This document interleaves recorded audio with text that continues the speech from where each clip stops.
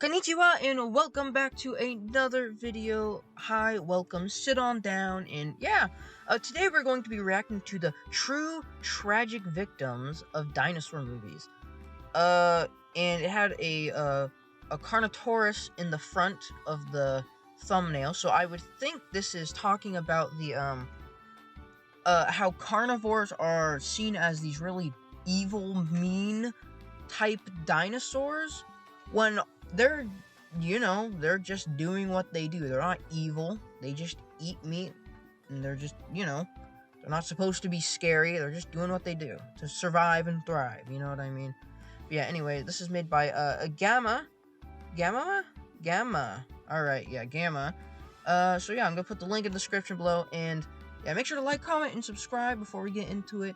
And also, if you guys would be oh so very kind to send me video recommendations on what to react to, that would be very fantastic. It could be anything, as long as it's not, anything explicit, or it has to be to YouTube standards, of course. But anywho, let's just hop into the video. These are the true victims of dinosaur movies, like the Jurassic World franchise. Oh, Indominus Rex. The true victims are carnivores. Let me explain. Carnivores in media are often depicted as evil and bloodthirsty, which is also the case for... Yeah, it's like that's what it seems like in all forms of... It seems like almost all forms of dinosaur media, that carnivores are just these evil, bloodthirsty monsters. Except for Prehistoric Planet, they really shined some light onto, carnivores are just doing what they do. But I don't know. Prehistoric animals. Describing a handful of these cases might surprise you just how tragic and unfairly vilified carnivores are without you realizing it. Alright.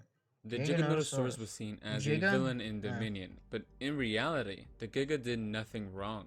It would intimidate and be aggressive only when necessary for the most part. Its home was in flames, and its food source was gone. Upon seeing some humans that intruded on its territory, it decided to deal with them. When it couldn't quite get to them, he left them alone. It was acting only based on its natural instincts and was just trying to survive, just like any real animal would. That is true. Yet despite that, it was intended to be cheered against. The final battle was a whole smear campaign against the Giga, by making it fight the T-Rex for no reason. That is true. Like, in this movie, they killed the Giga, but the Giga didn't really do anything wrong, I guess. Yeah, no, yeah, it did nothing wrong. It was just, it had its own little, territory. It wanted to protect its territory, and it wanted to, like I keep on saying, thrive and survive. Like every animal on Earth, every animal, plant, fungus, a bacteria, virus even, they're all doing what they do to thrive and survive. They want to live, spread their genes, then I guess die. That's how evolution works. You live, spread your genes, die. That's pretty much what evolution is. That's what the circle of life is, pretty much. You know what I mean? But I don't know. Reason and quote-unquote kill Rexy, a fan favorite. And when it got brutally killed in the movie, it was celebrated. The two killers roared in victory as triumphant epic music was playing. It was a whole celebration that Giga got killed because it was just being an animal. An animal that, mind you, didn't even kill a single thing or escape. That is true. Yeah, no, that is true. And like all the other Jurassic Park / World movies, like in the Jurassic Park movies, T-Rex ate a bunch of people. Which, still doesn't mean it's a bad thing. It's just doing what it, it's just trying to live. Along with the raptors. The raptors were supposed to be smart in the movie, or the Utah raptor, Deinonychus, whatever you want to call them. But yeah, I guess this guy didn't really kill anything, it seems like. So yeah, I don't know. In Fallen Kingdom, the entire home of the Carnotaurus was getting destroyed, with intense earthquakes and molten rock falling everywhere. Instead of acting like a normal, fleeing, confused animal, the Carnotaurus decides to hunt and seek out a quick snack. It stalks the humans and picks a fight with a built, well-armored animal. Yeah, that makes sense. While its home is getting destroyed. This behavior is just so irrationally bloodthirsty. Carnivores aren't hungry all the time. They're animals that want to survive just like any other organism. Exactly what I've been saying. The Carnotaurus should be, like all the other normal animals, running away, since carnivores are normal animals. It's been said to me before that this is actually a realistic take because birds of prey often take advantage during forest fires by stalking and catching prey escaping. But one cannot compare these two situations. One is a light animal catching easy prey that can fly away from temporary fires. The other is a heavy animal stalking and trying to kill prey, including animals it can easily get killed by, as its entire home is getting permanently destroyed. In a bit, I'll discuss a version of the Carnotaurus that, although actually did a better job, still proves carnivores are the true victims. The Indominus Okay, now yes, the Indominus Rex from Jurassic World it's not is a real literal dinosaur. psycho dino, but it's still partially a victim and, dare I say, exposes a bias against carnivores in media. To see what I mean, let's look at its enclosure. This wall is 40 feet tall, which allows us to measure the length and thus the... Okay, yeah, so I do have to say the Indominus Rex enclosure is so small for any dinosaur. That's just such a small enclosure.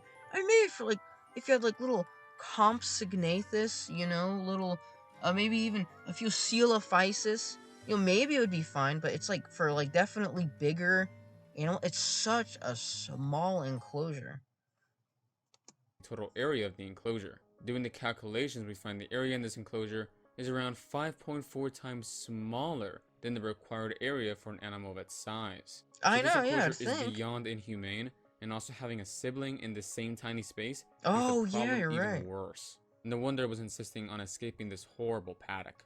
Now, after its escape, but going to Fantasyland and killing for sports stuff, which a non-social reclusive carnivore would never do, as it's spending energy for nothing. But it's a fictional hybrid dinosaur, so fair enough. Saying that though, if the hybrid was, say, a herbivore, I highly doubt I would be psychotic and killing for no reason. Only possibly because it's a carnivore is it being violent, showcasing the double standards of carnivores and herbivores. Huh, that's true. Dimetrodon were stem mammals that lived in mostly wetlands. Ooh, Dimetrodon, my favorite synapsid. I really like Dimetrodons. I actually have a few figures of Dimetrodons on my shelf because I like them so much. I don't know, I always thought they were really neat looking and interesting. Sometimes dry environments. Yet in Dominion, it's crammed and stuffed into tight, cold, dark mines.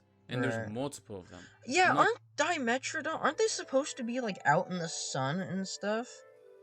Aren't they I don't know, I thought they lived in really hot, warm places, so I feel in a damp, cold cave is not a good place to put them. Not sure there's an in-universe explanation, but either way, it makes complete sense these animals attack the humans. They probably haven't been fed in so long, been completely neglected, trapped with others of its kind, in a place they simply can't live in. This is hell on earth for these Dimetrodon, and their only chance at possibly escaping was seen as a celebratory moment in the movie. These Dimetrodon just want to eat and escape the prison they're in, but instead they're portrayed as the next monster of the week. That is true. The Vastatosaurus Rex, or V-Rex, is a fictional evolved tyrannosaur from Peter Jackson's King Kong, and pretty much a villain in the movie. I mean, it just oozes of evil, bloodthirsty carnivore, and this trope is mostly apparent in this scene. The V-Rex just snatched a big, filling prey item, yet upon noticing a small, insignificant human, it decides to chase down the woman, even it would never do that. The V-Rex is just wasting so much unnecessary energy just for a tiny human, despite having a big meal that is getting smaller and smaller. That is true. You really do gotta consider these things, though, you know what I mean? Because, I have 2 lizards. I have a veiled chameleon and a bearded dragon. And, veiled chameleons are quite a pain to take care of, because they require so much attention and, stuff. But, yeah, if lizards are like that, and I guess dinosaurs are closely related to lizards, well, and birds and whatnot. But yeah, lizards, if they don't want to move around, especially my bearded dragon, he doesn't like to move around too much. He's a leatherback. He has a very nice orange on his face. But yeah, he doesn't like moving around too much. And that's probably to, conserve energy. I don't know. I haven't really thought about it. This is just extremely silly, and is clearly emphasizing that carnivores are bloodthirsty sadists who just want to kill. Carnivores don't act like this at all. They catch their prey, kill it, and then usually it's time to eat. No chasing down another even tinier prey item just for the sake of killing. The V-Rex should really just be eating its meal, and when it does see the woman, it would either just ignore her or threaten her, in case it thinks she's some pesky scavenger. Also, later on, 3 V-Rexes sacrifice their lives just to snag this tiny human, which is the worst way possible. I know, to yeah, waste your energy on life. Although the scene is still great and I love the V-Rex, its mannerism further informs the flawed carnivores or evil trope. Now, to compare, a prehistoric animal done pretty well is the Carnotaurus from Disney's Dinosaur. Right, the Carnotaurus was an antagonist, but they had no evil intent. They simply are hungry carnivores. Saying that though, they were still perceived as villains and purposefully done so by not having any names given to them, relationships established, or any dialogue. All this dehumanizes the Carnos and makes a clear distinction between the good and bad sides. And yet, these Carnotaurus are some of the most tragic dinosaurs in the movie. Their habitat was entirely destroyed by an asteroid, so they had to trek in foreign land to find water and food. As they finally are close to catching prey, one of the Carnos, possibly a sibling or partner of the other, gets killed in a horrifying way, which is witnessed by the other Carnotaurus. Now, the surviving Carnotaurus has lost its partner or sibling and still has no food that would meet its weekly requirements. It treks some more and finds the herd. When it tries to finally catch a prey item and also spots the animal that killed its partner or sibling, the Carno ends up falling to its death. All this is played as a victory. And yes, you're supposed to be villains. And when I was a kid, I was genuinely terrified of them, which shows just how great the movie was. But analyzing it gave me a new perspective, showing how these animals did nothing wrong. They were just victims of their own movie trope. The herbivores also fell victim to the passive gentle herbivore trope. That is but true. Thankfully, the end were confrontational like any actual herbivore would be in this type of situation. But either way, that's why they, along with all the other carnivores on this list, are the true victims. Victims of their own movie fate and our movie creators who fell into the evil carnivore trope. Yeah, no, that was a very interesting video actually, because I feel like a lot of people don't really think about that. But yeah, no. And I remember back when I was in school, there was these kids that were talking about how dinosaurs, like, oh, imagine if dinosaurs were real. And I'm like, yeah, no, they were real. And they're like, what? No, they're like only in movies and stuff. And I'm like, oh my god. You know, it's so annoying when people say dinosaurs aren't real and they think they're just these movie monster, you know, type things. But I don't know, it's just very interesting thing to think about. But yeah, I don't know. Anyways, thank you guys so much for watching the video. Please like, comment, and subscribe. Subscribe. We really want to get our subscribers up. Because, you know, I don't know, when I get more subscribers, I'm probably gonna start live streaming. Not all the time, but every here and there and everywhere. I want to play some Five Nights at Freddy's games, actually.